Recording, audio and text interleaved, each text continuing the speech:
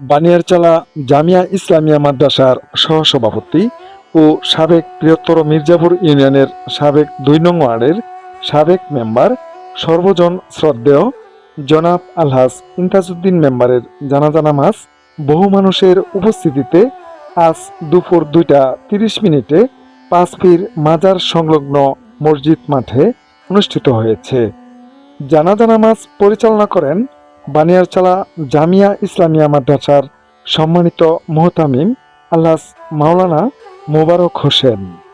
জানাজা নামাজে উপস্থিত হয়েছিলেন গাজীপুর সদর উপজেলা বিএনপির সংগ্রামী সদস্য সচিব ও ভাওয়ালগড় ইউনিয়নের সাবেক চেয়ারম্যান জনাব আলহাজ আবু বকর সিদ্দিক।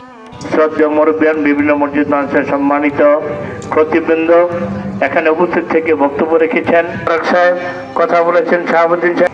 উনি একজন ভালো মানুষ, উনি একজন ভালো ব্যবসায়ী, উনি একজন ভালো সংগঠক। আমাদের দলের পক্ষ থেকে গত নির্বাচনও বলিষ্ঠ ভূমিকা পালন করেছেন।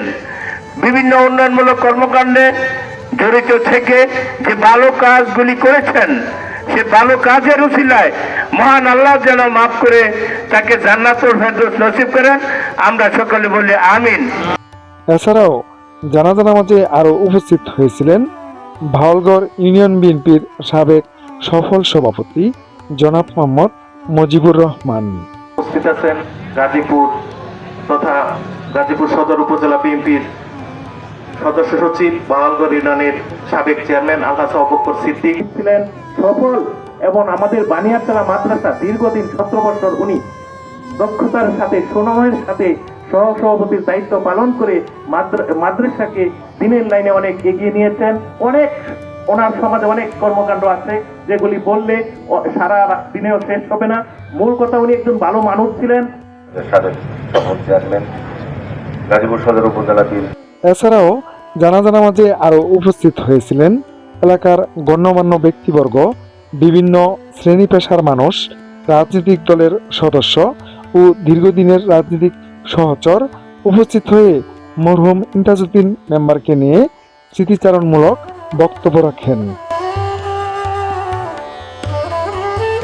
জনাব মোহাম্মদ ইমতাজউদ্দিন মেম্বার 1992 সাল থেকে 1997 সাল পর্যন্ত সাবেক বৃহত্তর মির্জাপুর ইউনিয়নের ২ নং ওয়ার্ডের ইউপি সদস্য হিসেবে নিষ্ঠার সাথে দায়িত্ব পালন করেন।